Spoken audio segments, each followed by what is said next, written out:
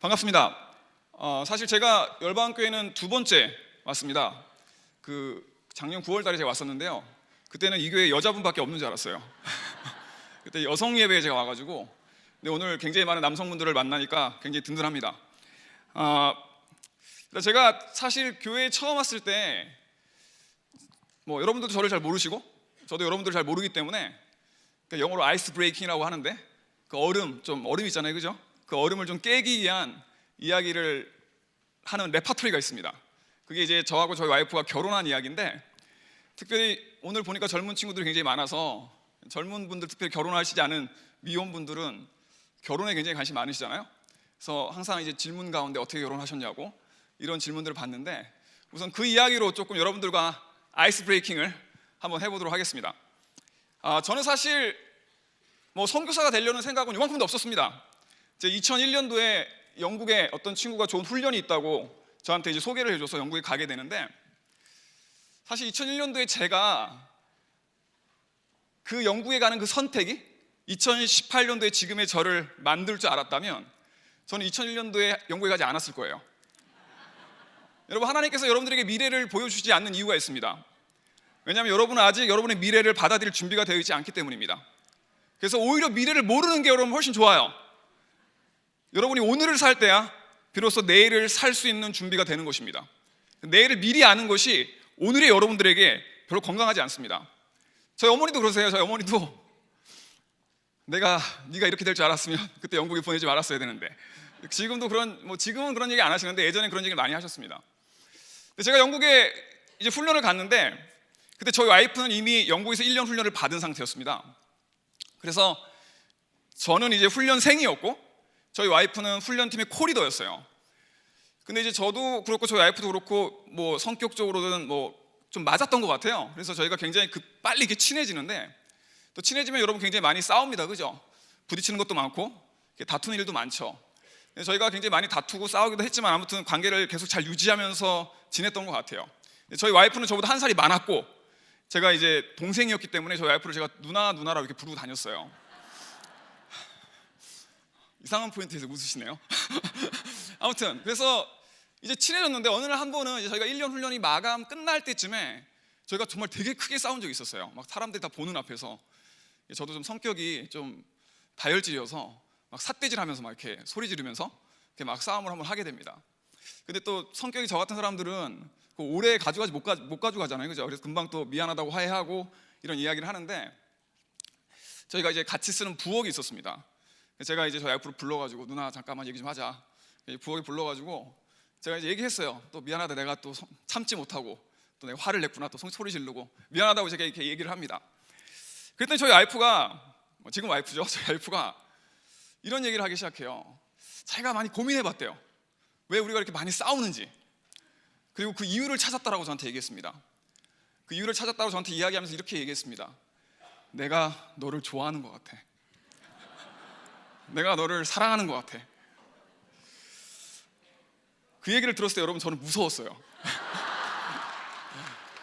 사실 제가 저희 와이프 사진을 여기다 띄워놓고 강의를 하면 여러분 왜 그런지 더 이해하기 쉽겠지만 이 얘기하면서 정말 욕을 진짜 많이 먹습니다. 근데 저희 와이프가 너무 사랑스러운 사람인데, 사실 남자들이 이렇게 딱 첫눈에 보고 와 이쁘다 내지는 몸매 좋네 이런 얘기를 할 수 있는 사람은 아니었어요. 오해하지 마십시오, 여러분. 저희 와이프가 좀 얼굴도 좀 크고 약간 이제 키도 좀 작고 몸이 좀 이렇게 되게 통통한 스타일이에요. 좀 통통하다 못해 좀 뚱뚱한 약간 그런 스타일이었습니다. 그래서 그 누나가 갑자기 저한테 좋아한다고 이렇게 얘기하니까 무섭더라고요. 그래서 이거를 여러분, 기독교인이 여러분 혹시 젊은 분들 중에 내가 마음에 들지 않는 남자가 혹은 여자가 여러분들을 좋아한다고 얘기하면 어떻게 하실 거예요, 여러분? 절대 여러분 그런 사람들한테 난 네가 못생겨서 싫어, 키가 작아서 싫어 이렇게 얘기하면 안 됩니다, 그죠? 기독교인들이 최소한의 도덕은 지켜야지.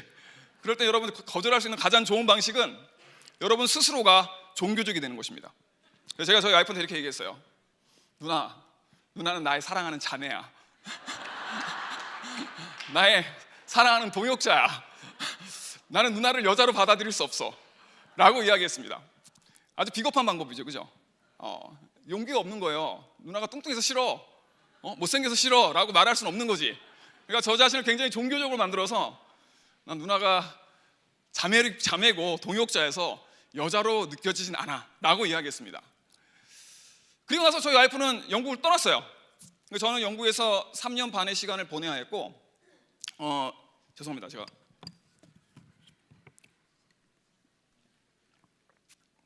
그 한 2년 반의 시간 동안 저희 와이프가 저를 계속 좋아했어요.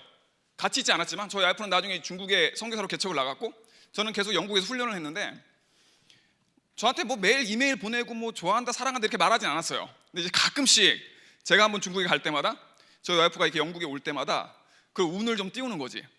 여전히 잘 지내고 있니? 뭐 이런 식으로. 근데 그때 당시 저희 리더가 저한테 이야기해 주기를, 만약 네가 그녀와 결혼할 수 있는, 내지는 교제할 가능성이 0이라면 빨리 그녀의 잘못된 희망을 꺾어줘야 된다, 이렇게 얘기했습니다. 그래가지고 제가 괜히 설레발 쳐가면서 누나, 나는 절대 누나랑 교제할 수 없어, 우리는 동역자야, 이렇게 이메일도 막 보내고 그랬어요. 근데 2004년 1월 3일입니다. 제가 아직도 그 날짜를 정확하게 기억하는 이유는 그날 하나님께서 굉장히 저에게 어떤 특별한 말씀을 해주시기 시작하세요. 그때가 제가 영국에서 프랑스로 훈련을 하기 위해 떠나는 날이었는데, 아침에 어떤 사건을 제가 경험하게 되면서 하나님께서 저에게 이런 마음을 주셨어요. 철중아, 이제 네가 결혼을 위해서 기도해야 할 때가 됐다 라고 말씀하십니다. 그때까지 제가 영국에서 3년을 머물면서 결혼에 대한 기도를 해본 적이 없었어요. 근데 그날 아침에 하나님이 어떤 사건을 계기로 저에게 이제 네가 결혼을 위해 기도해야 할 때가 됐어 라고 말씀해 주십니다. 그리고 제가 프랑스, 저희가 이제 훈련하는 샤또블랑이라는 센터가 있는데, 그곳에서 제가 한 달간을 머물면서 하나님께 결혼에 대한 기도를 시작합니다. 그때 하나님께서 저에게 주셨던 말씀이, 여러분 혹시 아시는지 모르겠지만 온니엘과 악사라는 두 사람이었습니다. 온니엘 아시죠 여러분? 온니엘은 이스라엘의 첫 번째 사사였습니다. 그리고 악사는 여러분이 잘 아시는 여호수아 갈렙의 그 갈렙의 딸이었어요. 두 사람이 결혼을 하는 장면이 성경에 2번 나옵니다. 한 번은 사사기에 나오고 한 번은 여호수아에 나와요. 근데 두 사람의 결혼을 보면 사실은 이제 갈렙이 말하죠. 기럇 아르바를 먼저 차지하는 그 사람이, 그 땅을 차지하는 그 사람이 나의 사위가 될 것이다 얘기합니다. 그래서 온니엘이 기럇 아르바를 먼저 점령해요. 그래서 온니엘과 악사가 결혼을 하는데, 결혼의 스토리를 보면 참 재밌는 부분들이 있습니다. 악사가 온니엘한테 얘기합니다. 우리 아버지에게 땅을 구하세요. 우리 아버지에게 땅을 구하세요 라고 얘기합니다. 그래서 온니엘이 갈렙에게 땅을 구합니다. 그래서 그 땅을 받아요. 그런데 실제로 결혼하는 날 악사가 자기 아버지인 갈렙에게 그 땅에 있는 윗셈과 아랫셈, 그 어퍼 스프링, 로어 스프링이라고 얘기하죠. 그 우물을 구해요. 그래서 그 우물을 갈렙에게서 받습니다. 그 말씀을 하나님께서 저에게 해주시면서, 철중아, 너는 늘 땅을 구하는 사람이었다. 마치 온니엘과 같이 땅을 정복하는 것이 너의 부르심이다. 근데 철중아, 우물이 없는 땅, 물이 없는 땅은 죽은 땅이다. 너에게는 그 우물이 되어줄 여인이 필요하다라고 말씀해 주십니다. 그게 제가 이제 프랑스에서 4주간 했던 묵상이었어요. 그리고 제가 이제 영국에 돌아왔는데, 영국에 돌아오자마자 저희가 컨퍼런스가 있었습니다. 그래서 필드에 있는 팀 리더들이 이제 영국에 모여서 저희가 이제 컨퍼런스를 하게 되는데, 일주일간 했어요. 근데 일주일을 하고 마지막 5일째 각 사람이 비전과 꿈을 나누는 그런 시간이 있었습니다. 그래서 이제 한 사람씩 나가서 자기 어떤 비전과 꿈을 이렇게 이야기하는데, 제가 그 온니엘과 악사의 이야기를 그 누구에게도 하지 않았었어요. 막 프랑스에서 돌아왔을 때였기 때문에 아무에게도 그 이야기를 하지 않았습니다. 근데 저희 와이프가 이제 자기 이야기를 나눌 차례가 됐어요. 그리고 그녀가 앞에 나와서 이야기를 시작합니다. 그리고 그녀가 온니엘과 악사 이야기를 시작하는 거예요. 그녀가 윗셈과 아랫셈의 이야기를 하기 시작합니다. 그리고 말씀을 그렇게 이야기했어요. 하나님께서 자기에게 그 윗셈과 아랫셈을 주시겠다고 약속하셨다고. 여러분, 저는 앉아서 그 이야기를 들으면서 두려워 떨었습니다. 진심으로 무서웠습니다, 여러분. 그리고 저희 와이프가 저에게 그 이야기를 했을 때 제가 프랑스에서 묵상한 이야기를 얘기해 줄 수 없었어요. 아직 저는 그때 당시에 그녀를 받아들일 준비가 안 돼 있었던 것이죠. 근데 그때가 처음으로 제가 어쩌면 그녀일 수도 있겠다 라는 생각을 하게 된 첫 번째 사건이었습니다. 결국엔 그녀에게 제가 묵상한 내용을 얘기해 주지 못하고 그녀는 중국으로 돌아갑니다. 근데 그해 한 3월, 5월 사이였던 것 같습니다. 여러분, 때로 우리는 굉장히 자주 굉장히 두꺼운 종교적인 옷을 입고 있습니다. 그래서 사실 우리가 그 종교적인 옷을 입고 있는 것 자체도 깨닫지 못해요. 그 종교적인 옷을 입고 살아가면서 그 옷을 내가 입고 있는지조차 깨닫지 못하는 것이 사실은 많은 기독교인의 모습입니다. 근데 때로 하나님께서 여러분들에게 굉장히 정직한 질문을 하게 하실 수 있습니다. 여러분들에게 어떤 질문을 던지실 수 있어요, 여러분. 그리고 그 질문은 여러분들의 종교적인 옷을 벗게 만들 것입니다. 제가 질문이 되더라고요. 어느 순간 오케이, 내가 지금까지 영경이를 거절했던 이유가, 누나는 나보다 나이가 한 살 많잖아. 누나는 나의 동역자야. 그리스도 안에서 우리는 사랑하는 자매야. 이러한 이유로 그녀를 거절했는데, 만약 저희 와이프 이름이 권영경인데, 영경이가 키도 좀 크고 얼굴도 좀 이쁘고 몸매도 잘 빠졌다면 내가 그녀에게서 여자를 느끼지 못했을까? 그 질문을 던졌을 때 깨닫게 됐습니다. 여자를 느꼈겠더라고. 그래서 나는 온갖 거룩한 이유를 들이대면서 그녀와 내가 하나 될 수 없다고 얘기했는데, 사실은 여러분, 거룩한 이유가 하나도 맞지 않는 것이었어요.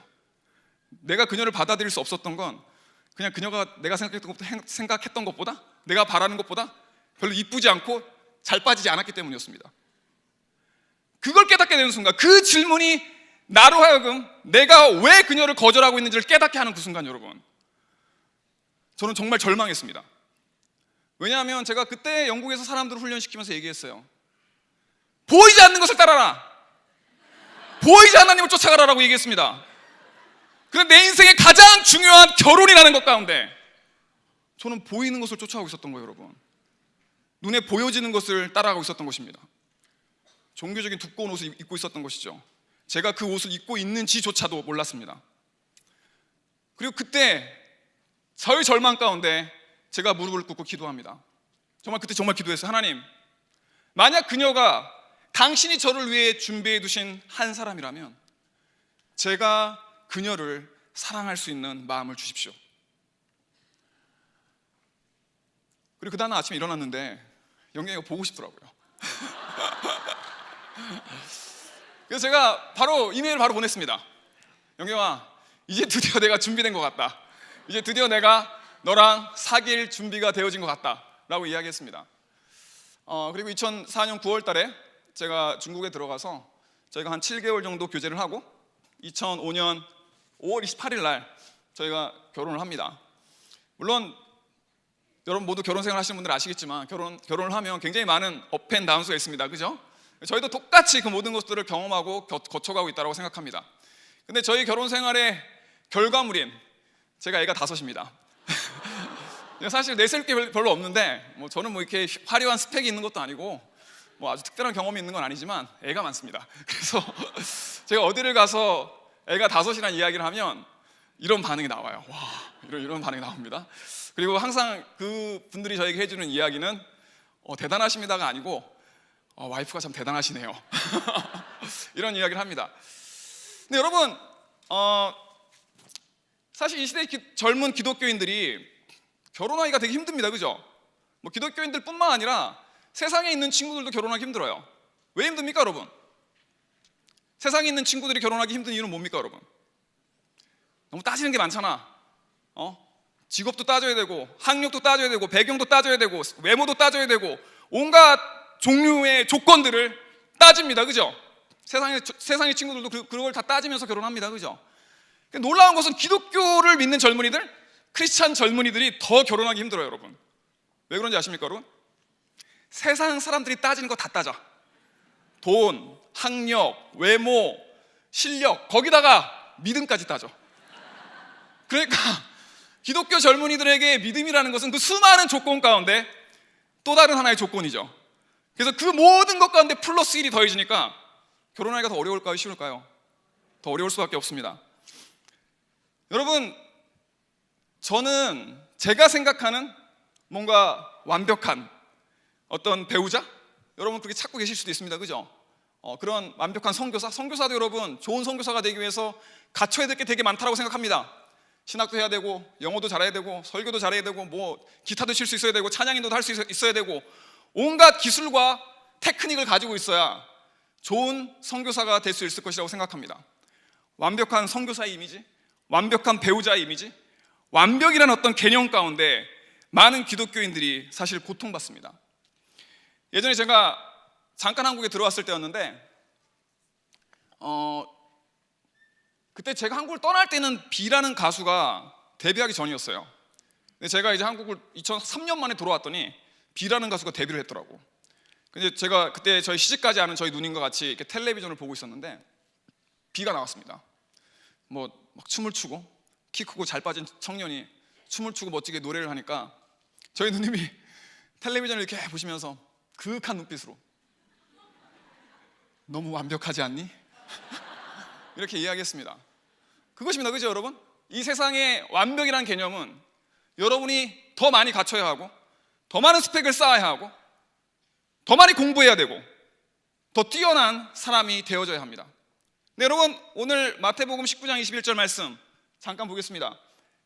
예수께서 대답하셨습니다. 만일 내가 완전해지기를 원한다면 가서 내가 가진 것을 다 팔아 가난한 사람에게 나누어 주어라. 영어 성경은 이렇게 되어 있어요. 예수님 이렇게 말씀하십니다. Jesus answered, if you want to be perfect. 너 완벽해지고 싶어? 그럼 가서 가난한 사람들에게 너의 모든 소유를 다 팔고 나누어 주고 나를 따르라고 이야기합니다. 여러분 이 부자 청년은 여러분 완벽한 유대인이었어요. 그는 모든 율법을 지키는 유대인이었습니다. 가난한 사람도 도와주는 유대인이었습니다. 여러분 그런 부자 청년이 예수님께 나와서 어떻게 하면 예수님 제가 완벽해질 수 있습니까? 라고 질문합니다. 그 질문에 게다가 돈도 많았어요. 이 사람은. 그 질문에 예수님이 말씀하십니다. 너 완벽해지고 싶어? 그럼 네가 가진 것을 다 팔아서 가난한 사람들에게 나눠주고 나를 쫓으라고 이야기합니다. 여러분 이 세상의 완벽은 저희 누님이 비를 바라보는 완벽함입니다. 더 이상 갖출 것이 없어. 너무 완벽해. 키도 크고 몸매도 좋고 얼굴도 잘생기고 돈도 많아. 더 이상 갖출 것이 없는 사람들을 우리는 완벽하다라고 이야기합니다. 근데 예수님의 완벽의 개념은 여러분 더 이상 버릴 것이 없는 상태였습니다. 그것이 여러분 예수님 말씀하신 완벽의 개념이었어요. 여러분 이 시대에도 얼마나 많은 젊은이들이 그 완벽함을 갖기 위해서 더 누구보다 뛰어남을 찾기 위해서 노력하고 시도합니다. 더 나은 스펙을 쌓기 위해서 싸우며 경쟁합니다. 죄송하지만 여러분 그것은 여러분들을 절대 완벽하게 만들어줄 수 없습니다. 여러분 이 부자 청년의 이야기를 보면 22절에 이렇게 이야기합니다. 그 부자 청년이 그 이야기를 듣고 매우 슬퍼하며 떠나갔습니다. 왜냐하면 그가 가진 재산이 너무 많았기 때문이라고 이야기합니다. 여러분 이 부자 청년이 자기의 모든 것을 팔아서 가난한 자들에게 나눠주지 못한 이유가 뭔지 아십니까? 너무 부자였어. 너무 부자였던 거야. 자 그런데 여러분 성경에 자기의 모든 것을 바친 사람이 있어요. 그게 누군지 아십니까 여러분? 자기의 모든 성경에서 everything을 바친 사람이 있어요. 누군지 아십니까? 과부죠. 그죠? 여러분 마가복음 10장 21절에 마가복음 12장 43절에 예수님께서 그 과부가 헌금하는 그 장면을 보시고 하시는 말씀이에요. 예수님께서 제자들을 부르시는 말씀하셨습니다. 내가 너에게 진정으로 말한다. 이 가난한 과부가 헌금함에 돈을 넣은 모든 다른 사람보다 더 많이 헌금을 하였다. 여러분 이 말씀에는 굉장히 놀라운 진리가 하나 있습니다. 그것은 무엇이냐면 여러분 하나님께 큰 헌금을 하기 위해서 여러분 큰 돈이 필요하지 않습니다. 이해가 되시나요 여러분? 하나님께 큰 헌금을 하기 위해서 여러분 큰 돈이 필요하지 않습니다. 그러면서 예수님 말씀하세요. 다른 모든 사람들은 넉넉한 중에 헌금을 하였지만 과부는 가지고 있는 모든 것, 즉 생활에 필요한 돈 전부를 바쳤다라고 이야기합니다. 과부는 모든 걸 바친 거예요. 영어 성경에 보면 이렇게 되어 있습니다. Out of her poverty, 그녀의 가난한 가운데 그녀는 모든 것을 드렸다라고 이야기합니다. 제가 이 말씀을 좀 묵상해 봤어요. 부자는 여러분, 부자여서 모든 걸 드릴 수가 없었어. 근데 가난한 이 여인은 가난한 가운데 모든 것을 드릴 수 있었습니다. 제가 영국에서 살 때 굉장히 가난했습니다, 여러분. 제가 2001년도에 영국에 가서 3년 반을 영국에서 사는데, 그때는 제가 한 달에 30만 원만 있으면 살 수 있었어요. 근데 그 30만 원이 없었어요, 여러분. 어느 날은 제가 파운드는 약 150파운드인데 어느 날은 제가 저희 주머니 50파운드가 있었습니다. 그러니까 여러분, 제가 150파운드가 필요하면 그리고 제 주머니에 50파운드가 있잖아요. 그럼 인간의 고민은 뭡니까? 어떻게 하면 100파운드를 채울까? 그게 저희 고민이었어요. 어떻게 하면 100파운드를 채울까? 근데 그때 하나님께서 저에게 말씀해 주십니다. 야, 그거 50파운드 누구 줘? 고민이 많이 됐습니다, 여러분. 진짜 난 100파운드만 있으면 되는데 이거 주면 나 150파운드가 필요한데? 근데 그때 이런 생각이 들었어요. 야, 어차피 이 100파운드를 내가 어디서 구할 수 있는 방법이 없는 거야. 그러니까 어차피 100파운드 못 구해봤자 150파운드가 안 되잖아요. 차라리 50파운드 주고 뭔가 하나님이 뭔가 하실까 한번 기대해보자. 무슨 의미인지 이해가 되십니까, 여러분? 그래서 50파운드를 낼 수가 있었어요, 여러분. 그리고 내가 50파운드를 가지고 있어봤자 여전히 배고팠어요. 무슨 말인지 이해가 되시죠, 여러분? 제가 먹고 싶은 거 여전히 못 먹어요. 50파운드 가지고. 사고 싶은 거 여전히 못 삽니다, 여러분. 내가 돈이 아예 없으면 좀 배고픈데 조금 더 배고픈 거야. 빵 하나 먹을 수 있는데 빵 하나 그냥 안 먹는 거야. 어차피 배고픈데 조금 더 배고파지는 것입니다, 여러분. 무슨 얘기인지 이해가 되시나요? 그런데 제가 영국에 2011년도에 다시 갔을 때 제가 뭐 이제 가정이 되고 아이들이 생겼어요. 그때 제 통장에 돈이 조금 있었습니다. 하나님께서 은혜를 베풀어 주셔서 영국에 갈 때 하나님께서 어떤 초기 정착금을 좀 주셨어요. 근데 영국에 가자마자 얼마 지나지 않아서 하나님께서 저에게 이렇게 말씀하셨습니다. 철중아, 너의 통장의 잔고를 비워라. 그때 정확하게 제 통장에 3,000파운드가 있었어요. 근데 그걸 하나님께서 정확히 숫자까지 보여주시면서 비우라는 거예요. 굉장히 어려웠습니다, 여러분. 그 3,000파운드를 비우는 것은 예전에 제가 50파운드를 내는 것보다 훨씬 더 어려웠습니다, 여러분. 그 이유가 뭡니까, 여러분? 여러분이 그냥 자전거 타고 다니면 걸어 다니는 게 어렵지 않아요. 무슨 말인지 이해가 되십니까? 하루에 밥 한 끼밖에 못 먹는데 그냥 안 먹는 거 그렇게 어렵지 않습니다. 어차피 배고픈 거 조금 더 배고픈 거예요, 여러분. 밥 2끼 먹는데 한 끼로 줄이는 거야. 무슨 말인지 이해가 되시죠? 그런데 내가 벤츠를 타고 다녀. 근데 갑자기 하나님이 걸어 다니래. 어렵겠습니까? 어렵지 않겠습니까? 내가 맨날 호텔 뷔페에서 식사를 먹어, 밥을 먹어. 근데 갑자기 하나님께서 아무것도 먹지 말라고 말씀하십니다. 어렵습니까? 어렵지 않겠습니까? 여러분, 과부가 자기의 모든 것을 드릴 수 있었던 것은 그녀가 nothing으로 오는, 아무것도 없는 자리에 오기 쉬웠기 때문입니다. 그녀가 어차피 많이 가지고 있지 않았기 때문에 그녀가 가진 것을 다 드려서 nothing, 아무것도 않는 자리에 오는 것이 그녀에게 별로 어렵지 않았다는 것입니다. 근데 부자 청년은 너무 높이 있었어요, 여러분. 그래서 갑자기 아무것도 없는 자리에 내려오는 것이 그에게는 불가능했던 것입니다. 깨달아지더라고요, 여러분. 하나님께 큰 헌금을 하고 싶습니까, 여러분? 가난해지십시오. 하나님께 큰 헌금을 하고 싶습니까, 여러분? 하나님께 큰 헌금을 하기 위해서는 여러분 모든 것을 드려야 합니다. 가난해지는 것이 여러분의 모든 것을 드리기에 훨씬 쉽다라는 것입니다. 여러분, 이 말씀을 이해하기 시작하면 여러분이 드리는 헌금이 여러분이 얼마나 더 큰 헌금을 할 수 있는지가 돈의 액수에 달려있지 않습니다. 오히려 가난할 때 저 깨달았어요, 여러분. 지금 3,000파운드를 내가 하나님께 드리기 고통스러워하는 나 자신을 보면서 깨달았습니다, 여러분. 내가 가난할 때 더 큰 헌금을 할 수 있구나. 내가 돈이 없을 때 더 큰 헌금을 할 수 있구나. 여러분, 고린도전서 1장 26절에 사도 바울이 이야기합니다. 성도 여러분, 하나님께서 여러분들을 부르셨을 때 여러분의 모습이 어떠했는지를 생각해 보십시오. 세상의 표준으로 볼 때 지혜 있는 사람이 많지 않았고 권력 있는 사람도 많지 않았으며 가문 좋은 사람도 많지 않았습니다. 그러나 하나님께서는 지혜로운 것들을 부끄럽게 하시려고 세상의 미련한 것들을 선택하셨고 강한 것들을 부끄럽게 하시려고 세상의 약한 것들을 선택하셨습니다. 하나님께서는 세상의 비천한 것들과 멸시받는 것, 그리고 아무것도 아닌 것들을 선택하여 유력한 것들을 멸하셨습니다. 이것은 하나님 앞에서 어느 누구도 자랑하지 못하게 하기 위해서였습니다. 여러분, 사도 바울이 이렇게 얘기해요. 하나님이 너희들을 선택했을 때 너희가 어땠니? 너희 중에 돈 많은 사람도 없었어. 너희 중에 인플루엔셜, 능력 있는 사람도 없었어. 영향력 있는 사람 없었어. 왜 하나님이 너희를 선택했는지 알아? 그래서 너희를 통해서 세상에 힘있고 강하고 돈 있는 자들을 부끄럽게 하기 위해서 하나님이 너희를 선택한 거야. 그래서 너희가 했다라고 자랑하지 못하게 하기 위해서 하나님이 너희를 선택했다라고 이야기합니다. 이게 고린도전서의 말씀이에요, 여러분. 이 시대의 젊은이들은 뭘 하는지 아십니까, 여러분?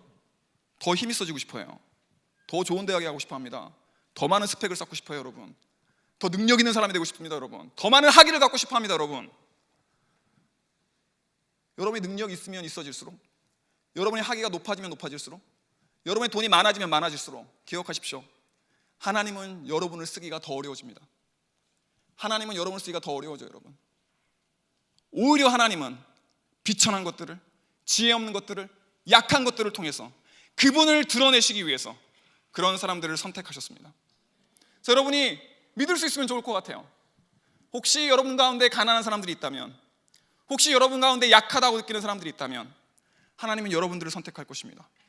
그 여러분들을 통해서 이 세상에 힘있고 능력 있고 돈 있는 사람들을 부끄럽게 할 수 있다는 것입니다. 여러분, 여기까지가 비기닝이었습니다. 이제 강의를, 진짜 본격적인 강의를 시작하도록 하겠습니다. 사실 제가 긴 강의를 많이 하지 않는데 1시간이면 보통 사람이 집중력이 떨어지잖아요. 근데 시간을 별로 강의가 90분이더라고요. 그래서 뭐라도 해야 되겠다 싶어서 제 결혼 이야기도 나누고, 그리고 제가 평소에 꼭 한국 교회에 가면 하고 싶은 이야기들을 여러분들에게 좀 드렸습니다. 오늘 요셉의 이야기를 하려고 합니다, 여러분. 요셉의 이야기를 좀 알고 계시죠? 요셉은 꿈꾸는 사람이었습니다. 근데 요셉의 꿈은 가족들에게 받아들여집니까, 여러분? 받아들여지지 않습니다, 그죠? 그래서 형들은 요셉을 죽이려고 하고, 그러다가 이제 노예로 팔아버립니다. 그래서 요셉이 애굽에 끌려가요. 애굽에 노예로 팔립니다. 그리고 뭐 거기서 종도 되고 감옥에도 갇히는데, 나중에 또 여러분이 아시는 것처럼 총리가 됩니다. 요셉의 스토리를 보면서 저에게 질문이 생겼어요. 왜 요셉은 아버지 집으로 돌아가지 않았을까? 여러분 아시는 것처럼 요셉이 보디발의 집에 갔을 때 이미 꽤 인정받는 사람이 됩니다. 어느 정도의 자유가 주어져요. 보디발의 집안을 다 관리하는 사람이 되잖아요, 그죠? 그때 이미 요셉은 만약 마음만 먹었다면 보디발을 통해서 가나안 땅에 돌아가서 아버지를 만날 수 있었습니다. 근데 그렇게 합니까, 여러분? 그렇게 하지 않습니다. 나중에 요셉이 애굽의 총리가 됩니다. 이젠 진짜 애굽 전체를 관할하는 사람이 됩니다. 이제 요셉은 언제라도 원하기만 한다면 가나안 땅에 돌아가서 아버지를 만날 수 있습니다. 좀 화도 많이 났을 거 아니에요. 형들이, 나쁜 놈들이 자기 무덤에 던져가지고 노예로 팔았으면 이제 자기는 완전히 성공해가지고 돌아가서 큰 소리 땅땅 치면서 니들 그때 그랬잖아, 뭐 이렇게 얘기하고 싶지 않았을까요? 그랬을 것 같지 않습니까, 여러분? 저는 그랬을 것 같아요, 요셉이. 근데 요셉이 여러분 돌아가지 않아요. 아버지 집에 돌아가지 않습니다. 왜 그랬을까요? 왜 요셉은 아버지의 집으로 돌아가지 않았을까요? 그것이 저희 질문이었습니다, 여러분. 그리고 제가 그것에 대한 답을 사실 저희 아버지와 대화하면서 알게 됐습니다. 저희 가족에 대한 이야기를 좀 해야 되는데, 사실 저희 아버지는 굉장히 완고한 분이셨어요. 사실 월남전에도 참전하셨던 분이고, 예전에 제가 좀 중고등학교 때 좀 말썽을 피울 때 아버님이 저를 불러서 그렇게 말씀하셨습니다. 자기는 죽기 위해서 월남에 갔다고. 그래서 실제 월남에 가서 3번 정도 죽음의 고비들을 넘기시고 지뢰를 밟고 뭐 말라리아 걸리고 막 이런 어떤 과정들을 거치시기도 하시고, 근데 그렇게 되게 완고하시고 눈물을 한번 흘리는 것을 제가 본 적이 없는 아버지셨는데, 사실 제가 이 선교 얘기를 들어서면서 저희 아버지와 관계가 좀 많이 틀어집니다. 왜냐면 저희 아버님은 예수님 믿으시는 분이 아니셨고, 또 좀 저를 좀 많이 사랑하셨어요. 제가 아버님이랑 많이 닮았거든요. 근데 이제 생각했던 아들이 당신이 생각하셨던 어떤 길과 다른 길을 가기 시작하니까 그게 좀 마음의 상처를 많이 받으셨던 것 같아요. 근데 아무튼 2013년도쯤에 됐을 때 하나님께서 저에게 이제 내가 너의 가족을 너에게 돌려주겠다는 마음을 주시기 시작하십니다. 그리고 그때 제가 아버지 어머니를 모시고 유럽 여행을 2주 다녀오게 돼요. 그때 이제 저희가 스위스에 잠깐 갔을 때였는데 그 산장이었습니다. 거기서 이제 저희 아버지하고 아마도 제가 태어나서 처음으로 굉장히 솔직한 대화를 그 산장에서 나누게 되었던 것 같아요. 그리고 그때 아버지는 저에게 아버지의 어린 시절에 대한 이야기를 해주시기 시작하셨습니다. 이 얘기가 조금 그 옛날 이야기고 좀 개인적인 이야기이기도 해서 불편하신 분들이 계실 수도 있지만 이해를 부탁드리겠습니다. 아버지가 가장 먼저 끝낸 이야기는 아버지의 어머니죠. 저희 친할머니의 이야기였습니다. 저는 사실 친할머니를 만난 기억이 저에게는 없어요. 사실 그것에 대해서 좀 질문하며 살지도 않았던 것 같아요, 제 개인적으로. 근데 저희 그 경상북도의 시골 마을이었는데, 그때는 아마도 이렇게 결혼을 누구 이렇게 자유 연애가 아니라 집안에서 이렇게 정해주는 결혼을 했던 것 같아요. 근데 이제 저희 친할머니가, 제가 기억하기로는 결혼을 하기로 했던 어떤 남자분이 이제 죽게 되고, 그 시골 마을에서 그게 이제 나쁜 소문이 되는 거죠. 뭐 예를 들어서 여자애가 뭐 좀 이렇게 운이 없다, 내지는 좀 불길하다, 뭐 이런 어떤 느낌으로. 근데 그래서 저희 친할머니가 그런 어떤 소문들이 있는 그 마을에서, 또 아버님 말씀에 따르면 굉장히 좀 이렇게 대가 세신 분이었다라고 이렇게 말씀을 하시더라고요. 그래서 자기가 그 마을에서 더 이상 있을 필요가 없다고 생각하셔서 그 17살 아마 되게 10대 후반이었던 것 같아요. 그때 그 시골 마을을 떠나서 대구로 오십니다. 그냥 혼자서 돈 좀 들고, 여자가, 젊은 여자가. 그래서 대구에 와서 갈 데가 없으니까 어떤 여관 같은 곳에 이제 머물게 되나 봐요. 근데 이제 그 여관 주인이 이렇게 보니까 뭐 낮에도 나가지도 않고 누가 오지도 않아. 딱 보니까 이제 도망쳐 나온 거지, 여관 주인이 보기에. 근데 또 되게 이쁘게 생겼어. 그래서 그 여관 주인이 밤에 그 방에 들어가서 그 여인을 격탈하게 됩니다. 그 사이에서 저희 아버님이 태어나세요. 그래서 저희 그 친할아버지는 제가 뭐 한 번도 뵌 적은 없지만, 그분은 굉장히 돈이 많으시고 당시에 뭐 트럭을 모시면서 쌀을 사고 팔고 하는 이런 일을 해서 돈을 굉장히 많이 버셨다고 얘기하시더라고요. 근데 그렇게 저희 아버님이 태어나세요. 근데 문제는 뭐였냐면, 저희 아버님이 굉장히 어릴 때, 뭐 4-5살 땐, 뭐 5-6살 땐 잘 모르지만, 그 아버님의 아버님이죠, 저희 친할아버지께서 트럭을, 뭐 그때 당시 트럭이라는 게 거의 없을 때였는데, 이게 논길로 이제 운전사가 운전하고 가고 옆에 타고 계시다가 차가 전복됩니다. 그러면서 저희 친할아버지가 돌아가세요. 그랬더니 이제 난리가 난 거죠. 이미 친할아버지는 본처가 있고 본처의 자식들이 있었습니다. 근데 저희 아버지는 첩의 자식이고, 첩은 아직 굉장히 어리고 자식은 또 너무 어려요. 어떻게 됐을까요, 여러분? 바로 집에 쫓겨납니다. 쫓겨나요. 그런데 저희 친할머니가 여전히 아직 젊고 얼굴도 이쁘셔서 어린애를 데리고 살 수는 없죠. 뭔가 돈 벌 수 있는 방법이 없으니까. 그래서 저희 아버지를 어디에 맡기세요. 뭐 속된 말로, 좋은 말로 맡기는 건데 이제 버리죠.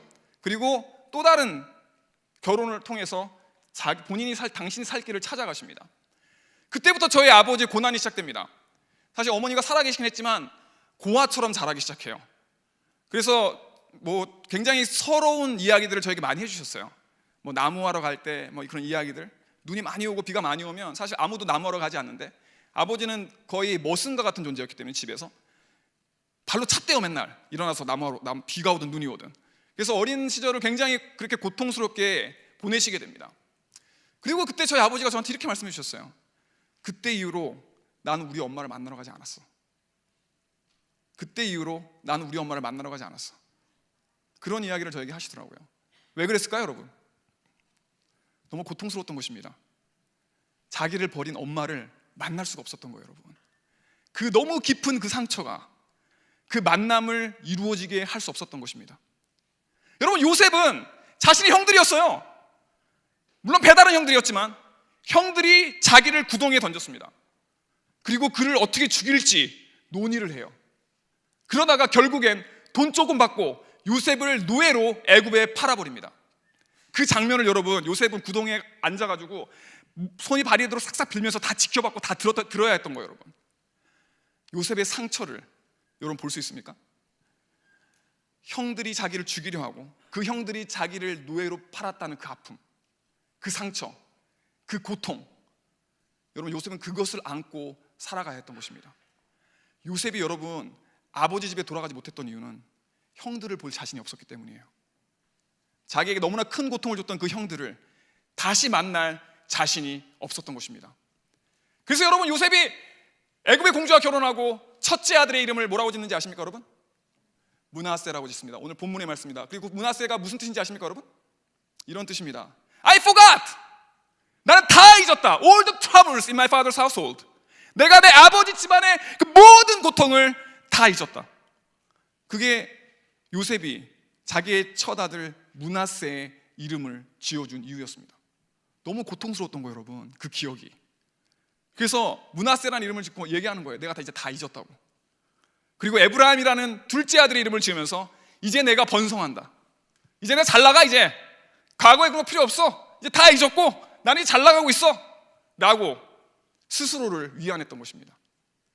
근데 여러분, 제가 훈련이라는 걸 하면서 깨닫게 된 것은 사람들에게 가장 고통스러운 기억, 가장 고통스러운 어떤 아픔, 사건은 그걸 기억하면서 살 수 없어요, 여러분. 그걸 안고 살 수가 없어요. 그래서 사람들이 어떻게 하는지 아십니까, 여러분? 영어로 프리즈 시킵니다. 여러분 안에서 얼려버려요. 그래서 마치 그런 일이 없는 것처럼 살아가요. 무슨 말인지 이해가 되시나요? 나에게 그게 다양한 것일 수 있습니다, 여러분. 예전에 저희가 훈련을 했던 한 자매가 있었는데, 이런 개인적인 얘기가 너무 많이 나가서 좀 여러분 이해를 부탁드리겠습니다. 어느 날 저희가 이제 기도를 하는데 그 자매가 쓰러져서 울기 시작합니다. 근데 나이가 거의 30이 가까운 자매인데 우는데 여러분, 애기 울음소리가 나는 거예요. 애기 울음소리로 울기 시작합니다. 그날 밤에 저랑 저희 와이프랑 침대가 누워가지고 얘기를 하면서 걔 우는 게 좀 이상하지 않았냐고. 그러니까 저희 와이프도 동일하게 그렇게 느꼈다라고 이야기하더라고요. 그러고 나서 그래서 조금 그 부분에 대해서 이야기를 하는 게 필요하다고 생각돼서 그 다음날 그 친구를 만나서 그런 이야기를 나누기 시작합니다. 그리고 그때서 비로소 그 친구가 자기가 아주 어릴 때 어떤 지인을 통해서 성추행을 당한 사건을 우리에게 이야기하기 시작해요. 여러분, 때로 그런 고통스러운 기억은 우리 안에 깊이 얼립니다. 마치 요셉이 므낫세라고 외친 것처럼 그걸 얼려서 그 고통이 내 삶에 영향을 미치지 않도록 만들 수 있다는 것입니다. 그것이 요셉의 선택이었습니다, 여러분. 자기의 고통스러운 기억을 프리즈 시킨 거예요. 프로즌 메모리가 됩니다. 얼린 기억이 돼서 요셉의 안에 남아있게 됩니다. 여러분, 하나님께서 어떻게 하십니까? 여러분, 그 얼려진 기억을 하나님은 녹여주십니다. 여러분, 요셉이 어느 날 똑같이 평소와 동일하게 나가서 쌀을 파는 일을 합니다. 근데 그때 어떤 일이 벌어지죠, 여러분? 형들이 와서 자기에게 절을 하는 거예요. 그리고 나서 성경 말씀이 뭔지 아십니까? 창세기 42장 9절에 이렇게 이야기합니다. Then, 그리고 나서 he remembered, 그가 기억했다라고 이야기합니다. 므낫세 이름이 뭐였다라고요? I forgot, 난 다 잊었어. 그게 므낫세의 뜻입니다, 여러분. 근데 형들이 자기의 발 앞에서 절하는 모습을 보는 그 순간, 여러분, 요셉이 어떻게 했다고요? 기억해냅니다. 자기의 그 아픈 고통을, 자기의 그 과거의 꿈을, 자기의 깊은 상처를 요셉이 기억해내게 됐던 것입니다. 그리고 오늘 어떻게 요셉이 이 고통스러운 얼려진 기억을 극복해 나가는지를 여러분들과 이야기하고자 합니다. 그리고 그 극복의 과정 가운데 눈물이 있어요. 여러분, 이 창세기를 여러분 잘 읽어보시면 이 스토리 가운데 요셉이 총 4번 눈물을 흘립니다. 그리고 그 눈물의 여정, 그 눈물을 흘리는 그 과정이 요셉이 회복되어지는 과정과 굉장히 밀접한 연관이 있습니다. 말씀을 계속 보겠습니다. 첫 번째 눈물입니다, 여러분. 요셉이 첫 번째 눈물을 흘리는 장면이 나옵니다. 그것은 창세기 42장 21절입니다. 여러분, 요셉이 그들이 형들이라는 사실을 알게 되는 그 순간 어떡합니까? 형들을 감옥에 다 가둬버려요. 형들을. 그러니까 형들이 스파이라고 형들에게 누명을 씌우고 형들에게 죄를 묻습니다. 그렇게 하는 순간 형들이 그 자리에서 대화를 해요. 자기들끼리. 요셉이 자기들의 대화를 이해한다고 생각하지 못합니다. 왜냐하면 요셉이 그때까지 형들에게 애굽말로 대화를 해요. 통역을 써서. 근데 그들은 히브리 말로 대화하고 있었어요. 그래서 형들은 요셉이 자기들의 대화를 이해한다고 생각하지 못했습니다. 그리고 이것이 그들의 대화였습니다. 창세기 42장 21절입니다. 그들은 자기들끼리 말했습니다. 우리가 동생에게 한 일 때문에 이런 벌을 받는가 보다. 우리는 동생이 고통을 당하면서 우리에게 살려달라고 애원하는 것을 보면서도 동생의 말을 듣지 않았다. 그래서 우리가 지금 이런 고통을 당하는 것이다. 그러자 루벤이 그들에게 말했습니다. 내가 그 아이를 해치지 말라고 하지 않았느냐. 그런데도 너희는 내 말을 듣지 않았다. 그 아이에게 한 일 때문에 우리가 지금 이런 벌을 받고 있는 것이다. 그리고 23절에 보면 요셉이 형들이 나눈 대화를 듣고 몰래 나가서 눈물을 흘립니다. 요셉이 왜 울었을까요, 여러분? 요셉이 왜 울었을까요, 여러분? 여러분, 요셉은 그때까지 자기만 피해자인 줄 알았던 거예요. 형들이 나한테 이렇게 했잖아. 당신들이 나한테 이렇게 했잖아. 당신들이 나를 노예로 팔았잖아. 근데 이 순간 여러분, 형들의 대화 가운데 요셉이 깨달아요, 여러분. 형들도 고통받았다는 사실을. 지난 20년이 넘는 시간 동안 형들도 그 죄책감 가운데, 그 고통과 아픔 가운데 살았다는 사실을 요셉이 깨닫게 됩니다. 여러분, 예전에 제가 그 이라크 전쟁에 관련된 다큐멘터리를 본 적이 있습니다. 한 미군 병사가 나와서 이런 이야기를 해요. 내가 누군가를 죽일 때 나의 일부분이 죽는다. 참 놀라운 것은 뭔지 아십니까, 여러분? 여러분은 여러분 자신에게 상처 주지 않고 다른 사람에게 상처 줄 수 없습니다. 여러분이 누군가에게 상처 줄 때 기억하십시오. 여러분도 상처받는다는 사실을. 그것은 동일하게 일어나는 작업입니다. 요셉은 처음 깨달았어요, 여러분. 나만 피해자인 줄 알았는데 더 이상 나만 피해자가 아니었다는 사실, 형들도 피해자의 자리에 있었다는 사실을 요셉은 깨닫게 됩니다.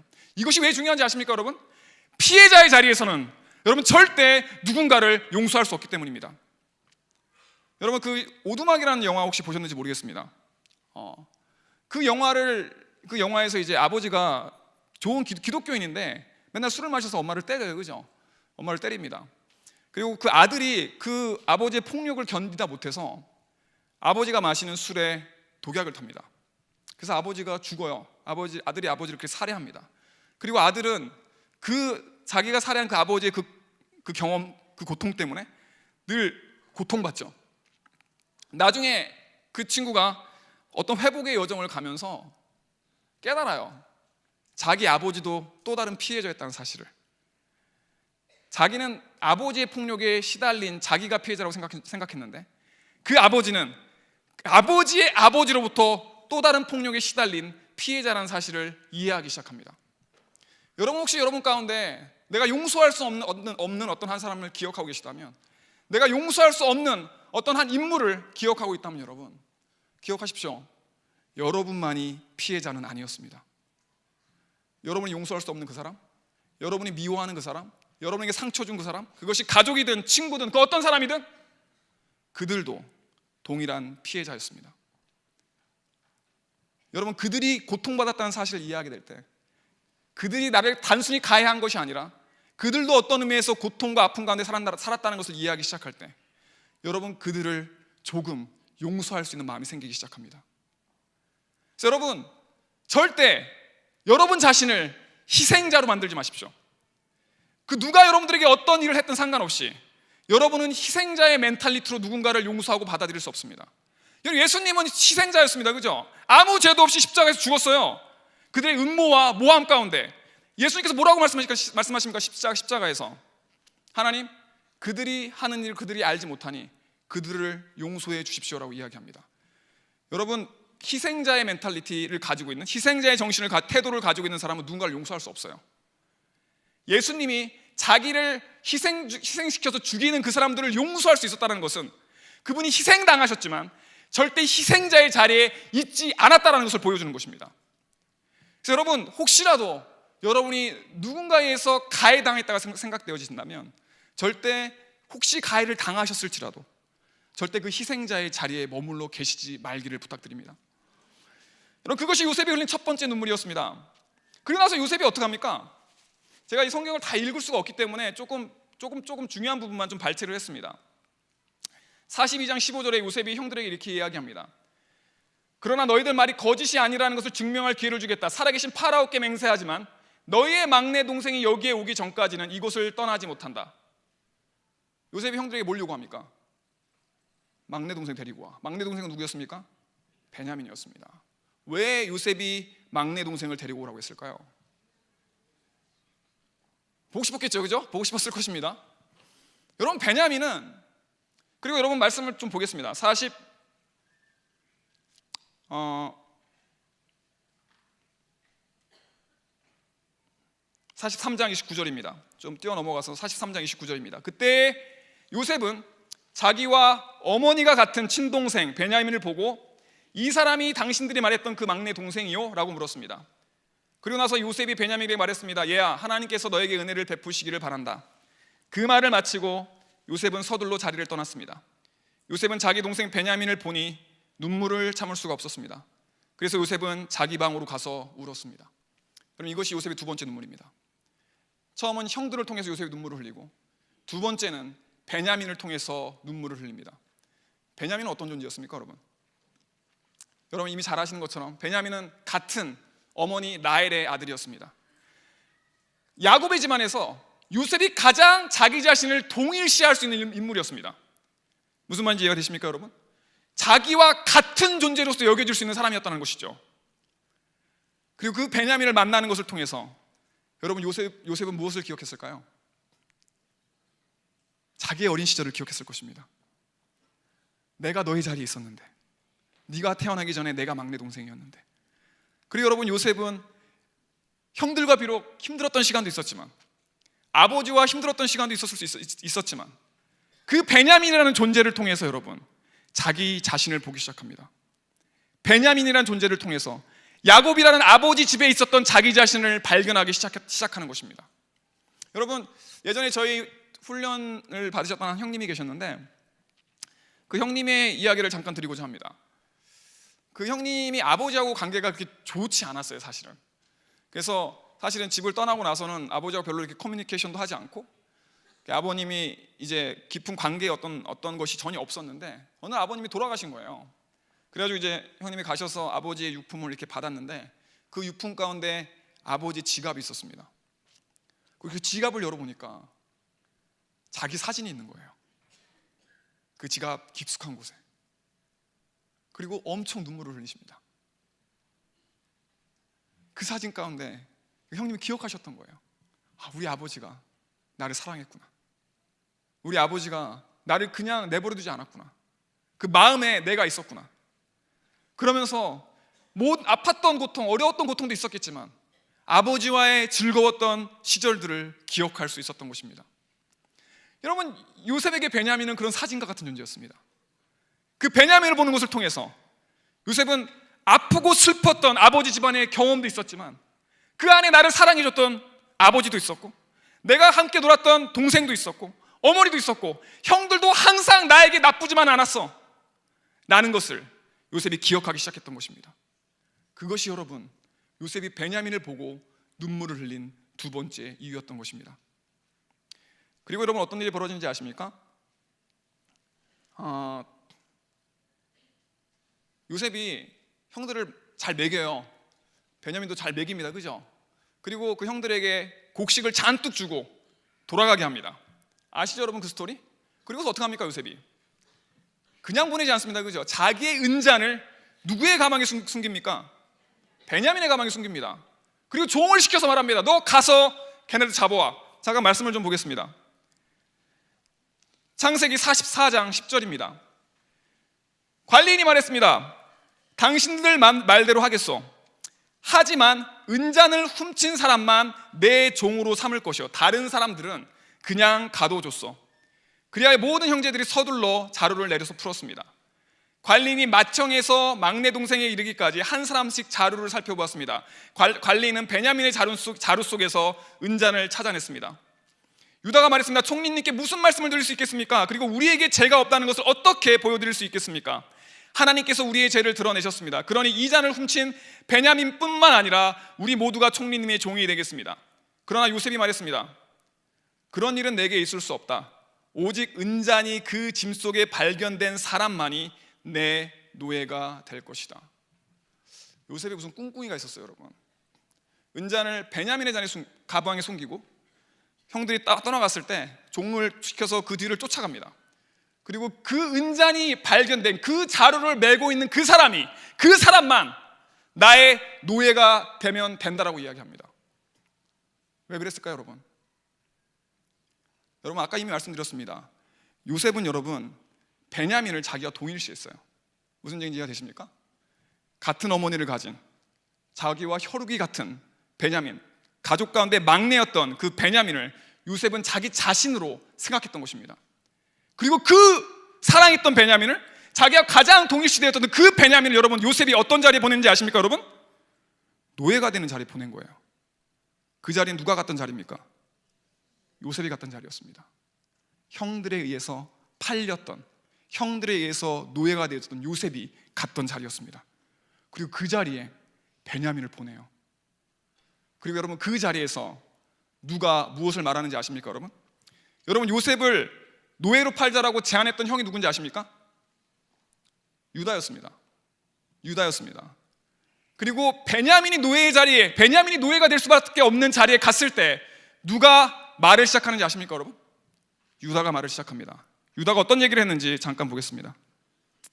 창세기 44장 33절입니다. 이것은 유다가 한 말입니다. 그러니 제발 저를 남겨두어 종으로 삼으시고 그 아이는 형들과 함께 집으로 돌아가게 해주세요. 요셉을 노예로 팔자고 얘기했던 그 형의 입에서 요셉과 가장 동일시되어졌던 베냐민이라는 동생을 위해 유다가 이야기합니다. 제가 그 동생을 위해서 노예가 되겠습니다. 여러분, 요셉은 이 이야기를 들어야 했던 거예요. 그리고 이 이야기를 듣자마자 창세기 45장에 어떤 일이 벌어지는지 아십니까, 여러분? 45장에 요셉의 세 번째 눈물입니다. 유다가 내가 대신 베냐민을 대신해서 종이 되겠습니다는 이야기를 듣는 그 순간 창세기 40장 1절에 요셉이 이야기합니다. 요셉이 시종하는 자들 앞에서 그 정을 억제하지 못하여 소리질러 모든 사람을 자기에게서 물러가라 하고 그 형제에게 자기를 알리니 그때 그와 함께한 사람이 없더라. 요셉이 너무 큰 소리로 울어서 애굽 모든 사람들이 그 울음소리를 들었다라고 이야기합니다. 여러분, 이것이 요셉의 세 번째 울음입니다. 형들에 의해서 노예로 팔려간 요셉이 자기와 동일시되어졌던 그 베냐민이 노예가 되어 있던 그 자리에서 자기를 노예로 팔자고 말했던 유다가 말합니다. 내가 이 아이를 대신해서 노예가 되겠습니다. 그때부터 여러분, 이 영어 성경에 보면 Joseph could no longer control himself라고 얘기해요. 자기가 자기 자신을 더 이상 억제하지 못해 통제할 수 없게 됐다고 얘기합니다. went wild한 거예요. 갑자기 막 눈물 막 빵빵 터지면서 이런 회심하는 사람들 본 적 있죠, 여러분? 그와 똑같은 상황에 요셉이 들어갔던 것입니다, 여러분. 제가 메릴랜드에 갔었을 때 어떤 한 치과 의사를 만납니다. 그분은 아버지가 의사였어요. 형들이 둘이 있었는데 형들 둘 다 의사였습니다. 대한민국에서 제일 좋은 대학에 의대에 합격해서 의사가 된, 자기는 국민대학교 무슨 학과를 다니는 학생이었어요. 의대를 2번이나 쳤는데 2번 다 떨어졌습니다. 삼수를 해도 의대를 못 갔어요. 그래서 그분이 그냥 일반 대학의 일반과를 가시게 됩니다. 근데 하나님께서 그분을 미국으로 인도해 주세요. 그래서 메릴랜드에 와서 이분이 공부를 하시게 되는데 하나님께서 그분에게 의대를 갈 수 있게 해주십니다. 의대를 시험을 보라는 말씀을 이렇게 그분을 그렇게 인도해 주세요. 그래서 그분이 아무튼 뭐 긴 스토리인데 그분이 이제 메릴랜드 의대 주립대 의대를 지원합니다. 그런데 붙지를 못해요. 뭐 예를 들어서 합격이 40명이면 41번째야. 그래서 대기를 해야 되는 거예요. 만약에 이 중에서 누가 우리나라처럼 등록을 안 하면 본인이 이제 등록되어 줄 수 있는 그런 단계에 계셨던 것이죠. 그래서 그분이 시험을 치고 41번째에 걸쳐 있는데 2달을 기다려야 되는 거예요. 그 41번째로 남아서 자기가 합격될 수 있는지 없는지를 뭐 2달이 정확히 기억은 안 나는데 꽤 오랜 시간을 기다려야 했습니다. 그분이 저한테 이런 말씀을 하셨어요. 그 2달 동안 내 과거의 상처가 다 나왔다고. 그 2달을 내가 이 의대에 들어갈 수 있을지 없을지를 고민하고 고통 그 과정이 내가 예전에 의대를 쳐서 떨어졌던 그 모든 고통, 아픔, 왜 하나님 나를 그런 자리에 보내셔가지고 왜 또 지금 저를 이 자리에 보내셔서 그 모든 고통을 그 짧은 시간, 그 기다리는 그 시간 가운데 느끼셨다고 이야기합니다. 그리고 결국엔 붙어요. 그래서 지금은 메릴랜드에서 치과 의사로 일하고 계십니다. 그리고 그분이 그 자리에서 성공하신 거죠. 자기가 실패했던 그 자리에 가서 성공했을 때 여러분, 그분이 진짜 회복되기 시작합니다. 여러분, 그분이 의대에 떨어진 것은 굉장히 고통스러웠던 기억이었던 거예요. 집안의 막내로 태어나서 형들은 다 의대, 아버지도 의사인데 자기만 의대 못 갔어. 그 기억을 얼려둔 상태로 그분이 미국에 왔던 것입니다. 근데 미국에서 또 하나님이 의대를 시험 보게 하시네?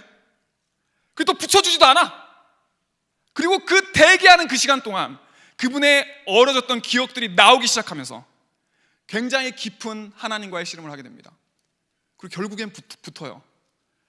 여러분, 하나님이 여러분을 회복시키는 방법은 여러분을 실패한 자리로 다시 돌려보내시는 것입니다. 여러분, 요셉이 본인이 다시 노예가 될 수 있는 자리에 갈 수는 없었어요. 근데 자기가 가장 동일시할 수 있는 베냐민을 노예가 되는 자리에 보내서 자기의 이전의 그 실패와 고통과 아픔에 반대되어지는 상황을 만들어냈던 것입니다. 그 성공이 여러분, 요셉에게 그 눈물을 만들어냈던 것입니다. 여러분, 베드로가 예수님을 3번 부인한 사건을 여러분 다 알고 계실 것입니다. 베드로가 예수님을 3번 부인할 때 어떤 상황이었는지 기억이 나십니까? 추운 겨울날이었습니다. 여러분, 베드로는 너무 추워서 불을 쬐고 있었어요. 그리고 그 상황에서 종이 와서 베드로에게 3번 예수님이 제자가 아니냐고 묻습니다. 그리고 거기서 베드로는 3번 예수님을 부인합니다. 여러분이 요한복음을 보시면, 마지막 장을 보시면 아시겠지만, 베드로가 예수님 발견해요. 고기 잡고 있었죠, 그죠? 근데 주님이신 거야. 그래서 어떡합니까 여러분? 베드로가 옷을 입은 채로 물속에 뛰어들어요. 예수님이 돌아가실 때가 한겨울이었다면 예수님이 다시 나타난 그때도 아무리 늦어도, 아무리 빨라도 아주 늦은 봄? 그래도 여전히 날씨가 굉장히 쌀쌀한 그런 상황이었던 것입니다. 그 베드로는 옷을 입은 채로 물속에 뛰어들어서 헤엄을 쳐서 육지로 올라옵니다. 그리고 거기 예수님이 기다리고 계셨어요. 추운 젖은 옷을 입고 추워서 덜덜 떨고 있는 베드로 앞에 예수님은 뭘 하고 있었는지 아십니까 여러분? 불을 피우고 있었습니다. 여러분, 그 자리는 베드로가 예수님을 3번 부인한 자리였어요. 불 피우는 자리, 추워서 불을 쬐고 있었던 그 자리는 베드로가 예수님을 3번 부인한 자리였습니다. 그리고 그 자리에서 여러분, 예수님은 베드로에게 질문합니다. 네가 나를 사랑하느냐? 그리고 그 자리에서 베드로는 3번 예수님께 그렇다라고, 당신이 아신다라고 이야기하기 시작합니다. 여러분, 예수님은 베드로를 실패한 자리에 보내신 거예요. 그리고 그 자리에서 성공하게 하십니다. 여러분, 제가 상처 치유 이런 강의를 하러 온 것은 아닙니다. 근데 많은 사람들이 상처가 있어요. 그리고 기도받고 쓰러지고 자빠지고 합니다. 그게 여러분 상처 회복의 끝이 아니에요. 그건 그냥 시작입니다. 여러분, 궁극적인 상처 회복은 여러분이 고통받은 그 자리, 여러분이 실패한 그 자리, 여러분이 좌절한 그 자리에 가서 성공하고 회복하는 것입니다. 그것 없이 여러분 그냥 기도받고 쓰러지는 거는 또 나오더라고. 제가 정말 많이 봤어요, 그런 거. 그것으로 여러분 진짜 회복이 일어나지 않습니다. 내가 노예가 되었던 그 요셉에게, 그는 베냐민을 통해서 다시 노예가 되는 자리에 갔던 것입니다. 그것이 여러분 요셉에게 얼마나 고통스러웠을 자리였는지 여러분 이해할 수 있습니까? 노예로 팔린 그 고통이 다시 살아나는, 그 모든 기억이 다시 돌아오는 그런 고통스러운 자리였던 것입니다. 그것이 바로 요셉이 3번째 울음이었습니다. 그 눈물이 끝나고 나서야 요셉이 형들에게 말해요. 뭐라고? I'm Joseph. 내가 요셉이라고. 그 말씀에 그대로 나옵니다, 여러분. 그 눈물을 흘린 다음에야 비로소 요셉은 형들에게 가서 이야기합니다. 내가 요셉이라고. 여러분, 우리가 정말 우리 되고 싶습니다. 그것이 인간이 가장 고통받는 자리예요, 여러분. 내가 나일 수 없는 자리, 내가 나로서 표현되고 나로서 이야기되어질 수 없는 자리가 인간이 가장 고통받는 자리입니다. 요셉은 그 상처 때문에 자기를 요셉이라고 말할 수 없었어요, 여러분. 근데 그 순간, 베냐민을 통해서 요셉이 회복되어지는 그 순간, 여러분 요셉은 그제서야 형들에게 말합니다. I'm Joseph. 내가 요셉입니다, 형님들 이라고. 그것이 요셉의 3번째 눈물이었습니다. 요셉의 마지막 눈물은 언제일까요? 다시 한번 창세기 말씀을 보겠습니다. 창세기 46장 29절입니다. 요셉도 자기 수레를 준비하여 아버지 이스라엘을 맞이하러 고센으로 갔습니다. 요셉은 자기 아버지를 보자마자 아버지의 목을 껴안고 오랫동안 울었습니다. 저는 이 말씀 볼 때마다 눈물이 납니다. 그 요셉의 고통이 느껴져서, 수십 년이 지나고 다시 만난 그 아버지, 그 모든 고통과 아픔 가운데 므낫세라고 말하면서 내가 다 잊었다, 아버지 집안의 모든 일을 내가 잊었다 라고 말했던 요셉이 아버지를 다시 만나는 이 장면을 보면서 저는 굉장히 많이 울었습니다.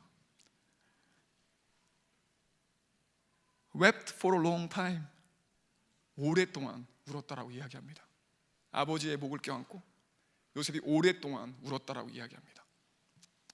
왜 울었을까요, 여러분? 물론 아버지를 만나서 너무 좋았겠죠. 오랫동안 보지 못했던 그 아버지 때문에 너무 슬펐을 수도 있습니다. 저는 이 말씀을 보면서 하나님을 생각합니다. 그분이 아버지시니까. 여러분, 제가 상처로, 고통으로, 과거의 어떤 아픈 경험으로 고통받았던 친구들을 봤을 때, 그것이 누군가가 예전에 어떤 친구가 있었어요. 근데 그 친구 동생이 백혈병으로 죽어요. 그 친구가 엄청 기도합니다. 자기 동생 살려달라고. 근데 죽어요. 그리고 그 친구가 어떻게 했을까요, 여러분? 교회를 떠나요. 그리고 하나님을 원망하기 시작합니다. 여러분, 여러분의 고통과 좌절과 아픔의 끝에 누가 있는지 아십니까, 여러분? 결국 하나님이 있어요. Why God? 왜 하나님 나에게 이런 일을 허락하셨습니까? 왜 하나님 나에게 이 아픔을 주시는 것입니까? 여러분, 결국 인간은 단순히 나에게 가해를 가한, 나에게 아픔을 준 그 사람만 원망하지 않습니다. 결국 인간의 원망은 어디를 가는지 아십니까, 여러분? 결국 아버지에게 가요. 결국 하나님에게로 갑니다. 결국 우리는 왜 하나님 나에게 이 고통을 주신 것입니까? 나는 아픔을, 오해를, 통곡을 하게 되어 있습니다. 여러분, 요셉이 아버지의 목을 안고 오랫동안 울었던 이 장면은 바로 우리가 하나님을 안고 그렇게 오랫동안 울어야 하는 모습인 것입니다. 여러분의 아픔 가운데, 여러분의 고통과 상처 가운데 하나님은 여러분들과 함께 울고 싶어 하세요. 하나님은 여러분들과 함께 그 아픔을, 그 고통을 나누고 싶어 하십니다. 여러분, 하나님을 안고 요셉이 아버지 야곱을 안고 오래 울었던 것처럼 하나님을 안고 오래 우십시오. 그분과 함께 통곡하십시오. 그분이 여러분의 아픔을 이해하십니다. 그분이 늘 그 자리에 함께 하셨습니다. 이것이 요셉의 네 번째 눈물이었습니다. 그것은 하나님과 함께 흘린 눈물이었습니다. 그것은 아버지와의 만남 가운데 흘렸던 눈물이었습니다. 그리고 이것이 바로 여러분들이 마지막으로 흘려야 할 눈물인 것입니다.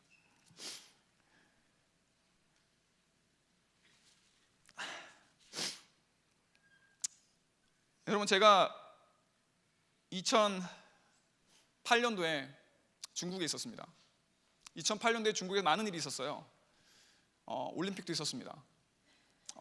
근데 비극적인 일도 많았죠. 2008년도에 중국에서 혹시 무슨 10년 전인데 무슨 일이 있었는지 혹시 아십니까? 2008년도 중국에서 스촨 대지진이 있었습니다. 제가 살았던 곳이 스촨에서 좀 멀긴 했지만 그날 저희가 미팅을 하고 있었어요. 저희 팀 멤버의 아파트에서. 근데 갑자기 건물이 흔들리는 거예요. 그래서 저희는 처음에는 뭔가 트럭 같은 게 지나가나 했어요. 근데 자전거가 넘어지고 사진 프레임이 떨어지고 지진이구나. 그래서 이제 아파트에서 내려왔습니다. 사실 저도 제 인생에 그렇게 큰 지진을 경험해 본 것은 처음이었습니다. 좀 신기하더라고요. 와, 지진이 이런 거구나. 와, 진짜 땅이 흔들리네. 이런 느낌이었어요. 그래서 저희가 바깥에 나가니까 굉장히 많은 사람들이 다 바깥에 나와서 이렇게 기다리고 있었습니다. 한 1분 정도, 모르겠어요. 얼마나 오래 지속됐는지 잘 기억이 나지 않지만 꽤 오래, 좀 긴 시간 동안 지진이 지속됐고, 그리고 나서 지진이 끝나고 나서 저희는 다시 아파트로 올라가서 하던 미팅을 계속했습니다. 얘기도 막 그렇게 했어요. 지진 되게 희한하다. 이렇게 흔들리는구나. 이런 얘기를 하면서. 그리고 그 다음날 아침에 제가 눈을 떴는데 그 짧은 순간, 제가 지진을 느꼈던 그 짧은 순간 엄청난 일이 일어났다는 사실을 발견하게 됩니다. 그 1분의 짧은 순간 동안 여러분, 100,000 people, 10만 명의 이상의 사람들이 그 짧은 시간에 죽게 됩니다.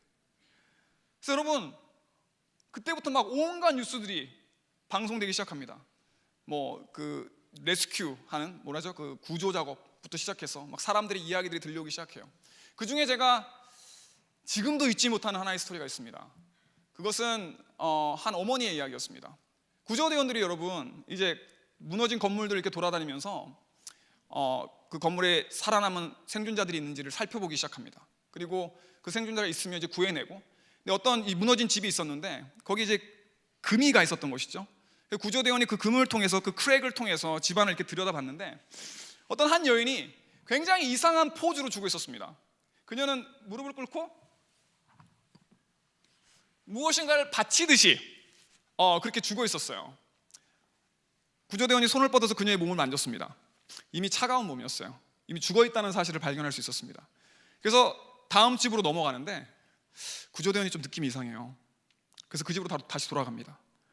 그리고 다시 돌아갔을 때 다시 그 틈을 통해서 그 죽은 여인의 몸을 봤을 때 그녀의 몸 밑에 무엇인가 있다는 것을 발견하기 시작합니다. 담요였어요. 그 담요 밑에 아이가 있었습니다. 어머니는 여러분 그 지진으로 무너지는 그 집에서 아이를 살리기 위해서 그 콘크리트 더미를 받아낸 거예요. 그리고 그녀의 몸은 이미 디폼돼 있었어요. 이미 몸이 무게 때문에 이상하게 변형돼 있었습니다. 그래서 그 구멍을 넓히고 그 여인의 몸을 드러냈을 때 그 아이는 살아 있었습니다. 담요 안에서. 그리고 그 담요 안에 그 담요를 들어올릴 때 뭐가 떨어지는데요, 그게 모바일 폰이었어요. 핸드폰이었습니다. 그리고 핸드폰에 문자가 있었어요, 여러분. 그 문자는 중국말로 이렇게 적혀 있었습니다. 如果你活着记得我爱你. 네가 만약 살아난다면 기억해라, 내가 너를 사랑했다는 것을.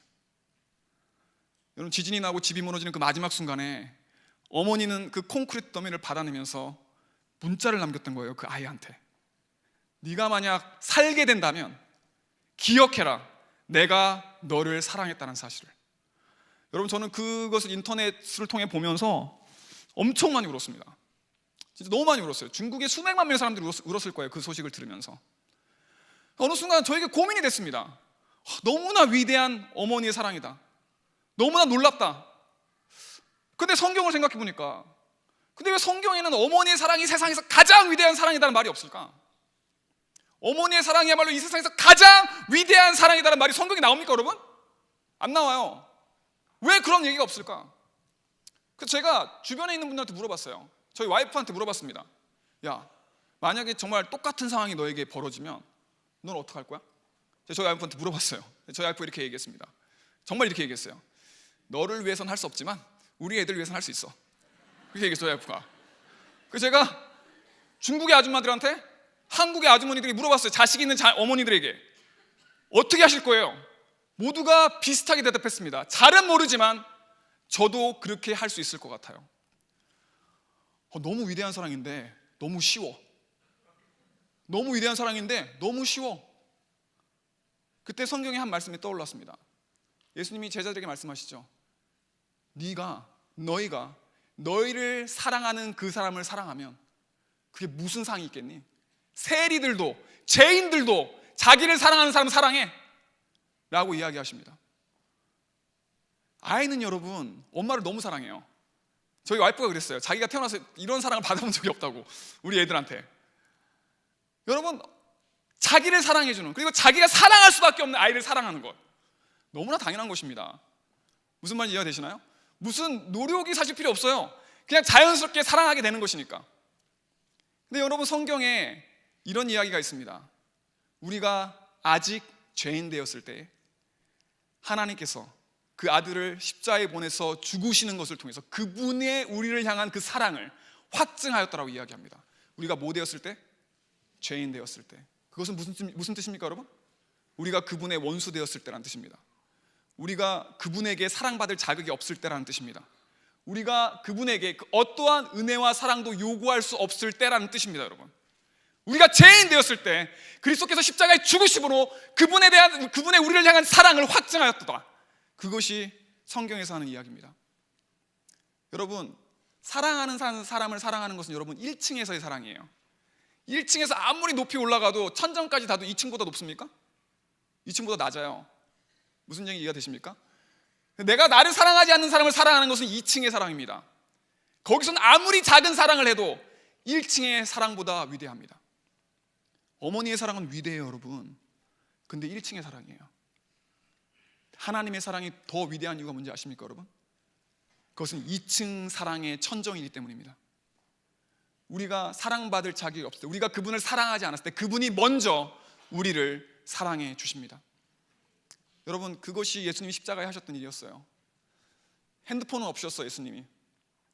근데 예수님은 우리의 죄라는 그 무게를 지시고, 콘크리트 더미보다 훨씬 더 무거운 그 죄를 지시고 십자가에서 여러분 한 사람을 위한 문자를 보내셨습니다.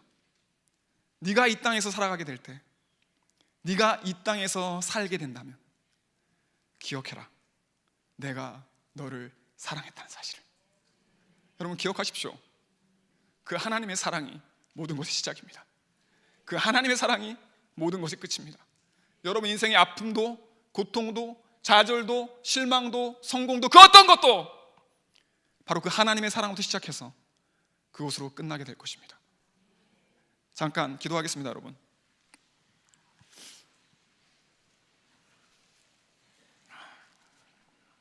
여러분, 이 시간 저 개인적으로 막 주여 이렇게 기도하는 게 익숙하지 않아요. 사실 저는 제가 영국에 있다 보니까. 이 시간 혹시 여러분 마음에 내가 용서해야 될 사람이 있다, 또 혹시 여러분 마음에 내가 받은 깊은 상처가 있다, 그리고 오늘 이 시간 이제 좀 떨쳐버리고 싶다, 나의 어린 시절 기억일 수도 있고 예수님을 믿고 나서일 수도 있고, 그런 아픔과 고통 또는 좌절, 그 어떤 것이든 여러분이 이 시간 그렇게 얼려놓은 기억으로서 므낫세라고 외치면서 살아온 삶의 부분이 있다면, 그런 부분이 계신 분이 있다면 이 시간 잠깐 자리에서 일어나 주시기를 부탁드립니다.